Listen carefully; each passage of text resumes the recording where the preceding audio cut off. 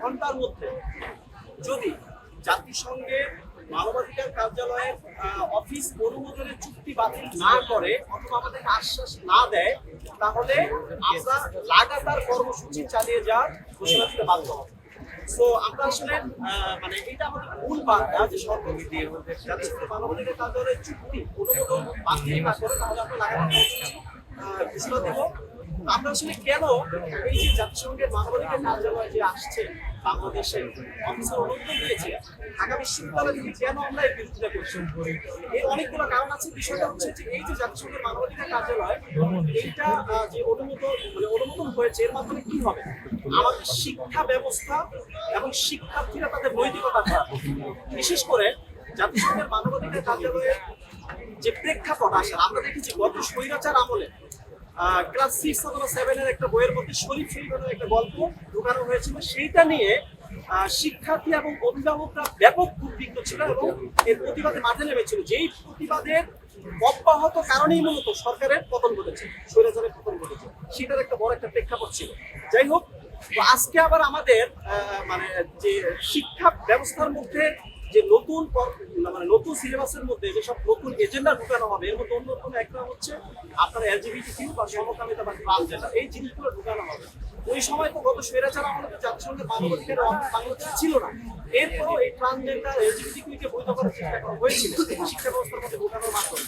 কিন্তু এবার যখন ঢাকায় এই অফিস স্থাপন হয়েছে, তো আমরা নির্বিঘ্নে বলতে পারি যে ঢাকা বিশ্ববিদ্যালয়ের শিক্ষা কারিকুলামের মধ্যে, আমাদের সিলেবাসের মধ্যে, বিভিন্ন বিশ্ববিদ্যালয়ের সিলেবাসের মধ্যে এবং স্কুল কলেজ মাদ্রাসা সহ দেশের পাবলিক প্রাইভেট সকল বিশ্ববিদ্যালয়ের মধ্যে এলজিবিটিকিউ সমকামিতা ট্রান্সজেন্ডার ইত্যাদি লিখিত করা কে বৈধ করার জন্য শিক্ষার্থীদেরকে বিপদগামী করার জন্য এগুলো ঢুকানো হবে। এটা নিশ্চিত করে আমরা বলতে পারি। কারণ হচ্ছে আমরা যদি জাতিসংঘের মানবাধিকার কার্যালয়ের ওয়েবসাইট দেখি, ওয়েবসাইটের মধ্যে স্পষ্ট লেখা আছে, অনেকগুলো আর্টিকেল আছে এলজিবিটিকিউ কে বৈধতা দেওয়ার জন্য এবং স্বীকৃতি দেওয়ার জন্য। এক কথায় যদি বলি যে জাতিসংঘের মানবাধিকার কার্যালয়ের অন্যতম একটা এজেন্ডা হচ্ছে এম্পাওয়ারিং এলজিবিটিকিউ বা সমকামিতাকে স্বীকৃতি দেওয়া এবং এটাকে ক্ষমতায়ন করে সমাজে প্রতিষ্ঠিত করা। তো আমরা কিন্তু আমাদের যে সমাজ ব্যবস্থা, আমাদের যে মূল্যবোধ, আমাদের যে বিশ্বাস, বা আমরা যদি বলি দেশের রাষ্ট্র ধর্ম হচ্ছে ইসলাম, অধিকাংশ মানুষ মুসলমান, অন্যান্য ধর্মাবলম্বীদের মধ্যেও এই যে সমকামিতা বা এলজিবিটিকিউ নিষিদ্ধ, আমাদের সমাজ এটার সাথে কোনোভাবে খাপ খাওয়াইতে পারবে না। কিন্তু এই জাতিসংঘের মানবাধিকার কার্যালয় এইটাকে আমাদের সিলেবাসের মধ্যে এবং আমাদের সমাজের মধ্যে এটা ঢোকানোর চেষ্টা করবে, বৈধতা দেওয়ার চেষ্টা করবে। এর ফলে আমাদের কি হবে, এর ফলে আমাদের শিক্ষার্থীদের যে নৈতিকতা নষ্ট হয়ে যাবে, আমাদের বিলিফের মধ্যে পরিবর্তন আসবে, আমাদের বিশ্বাসের মধ্যে পরিবর্তন আসবে। এবং আপনারা জানেন ইসলাম ধর্ম অনুযায়ী একটা বৈধ জিনিসকে, একটা অবৈধ জিনিসকে যখন কেউ বৈধ মনে করে, সেক্ষেত্রে ঈমান থাকে না, ঈমান চলে যায়। তো আমরা মনে করি জাতিসংঘের মানবাধিকার কার্যালয় যে স্থাপিত হবে, এর ফলে যে এলজিবিটিকিউ কে বৈধতা করার অপচেষ্টা চালানো হবে, এর ফলে প্রত্যেকটা মুসলমান তারা ঈমান হারাম হবে। সো আমরা এটা কোনোভাবেই মেনে নেব না।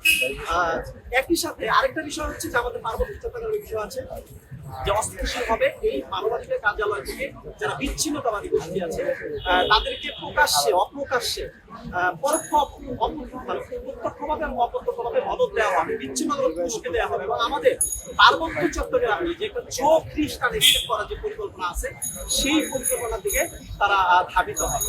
এটা একটা প্রবলেম। আরেকটা প্রবলেম হচ্ছে যে একজন ধর্ষক বা খুনি, তাদের শাস্তি মৃত্যুদণ্ড বাংলাদেশের আইন অনুযায়ী। কিন্তু জাতিসংঘের মানবাধিকার কার্যালয় ক্যাপিটাল পানিশমেন্টের বিরুদ্ধে, অর্থাৎ মানে আপনার মৃত্যুদণ্ডের বিরুদ্ধে। তো এই যে যারা ধর্ষক আছে, খুনি আসে, বিশেষ করে আপনার এই যে জুলাই গণ অভ্যুত্থানের যে যারা গণহত্যা চালিয়েছে, তো দেশের মানুষ সঠিক যথাযথ প্রমাণ সাপেক্ষে যারা মানে আসলেই হত্যার সাথে জড়িত, তাদের প্রত্যেকে মৃত্যুদণ্ড দেখতে চায়।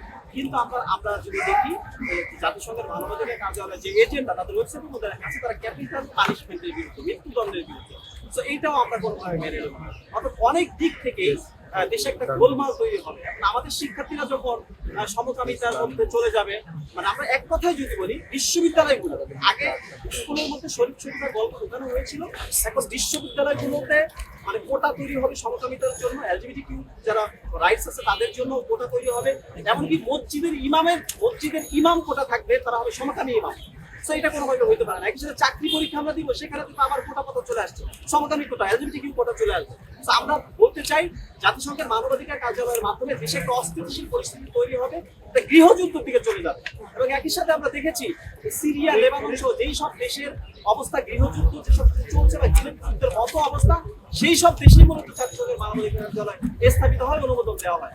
তো বাংলাদেশে দেওয়ার মানে বাংলাদেশে জাতিসংঘের মানবাধিকার কার্যালয় যে মানে অনুমোদন দেওয়া হলো, কার সাথে আলোচনা করা দেওয়া হচ্ছে, কিসের ভিত্তিতে, লাভটা কি আমাদের? এখানে তো দেশের কোনো ইন্টারেস্ট নাই, এটা পুরোটাই হচ্ছে বিদেশিদের ইন্টারেস্ট, বিশেষ করে আমেরিকার ইন্টারেস্ট। এবং যারা এই যে মানে মানে সমাজকে কলুষিত করতে চায়, একটা মানে বিকৃতপনা, সমকামিতার মতো, এলজিবিটিকিউর মতো এগুলো সমাজে প্রতিষ্ঠিত করতে চায়, তাদের এজেন্ডা বাস্তবায়ন করবে। সো আমরা এটি কোনোভাবে মেনে না। আমরা সরকারকে এক কথায় বলতে চাই, 24 ঘন্টার মধ্যে সরকার যদি আমাদেরকে আশ্বাস না দেয় এবং এটা বাতিল না করে অনুমোদন, জাতিসংঘের মানবাধিকার কাজের অনুমোদন, তাহলে আমরা কঠোর থেকে কঠোর কর্মসূচি দিতে বাধ্য হবে। এবং এই কর্মসূচি হবে লাগাতার কর্মসূচি, প্রতিদিন কর্মসূচি হবে। এটা দেশের শিক্ষার্থীর স্বার্থে, দেশের শিক্ষার্থীদের সাথে, দেশের সার্বভৌমত্বের সাথে, দেশের অন্যান্য সকল শিক্ষা প্রতিষ্ঠানের শিক্ষার্থী, ছাত্র এবং শিক্ষকদের নিয়ে আমরা এই আন্দোলনে নামবো। লাগাতার কর্মসূচি আমরা দিব ইনশাআল্লাহ। এটি আমাদের আজকের মূল বক্তব্য ছিল। সবাইকে ধন্যবাদ।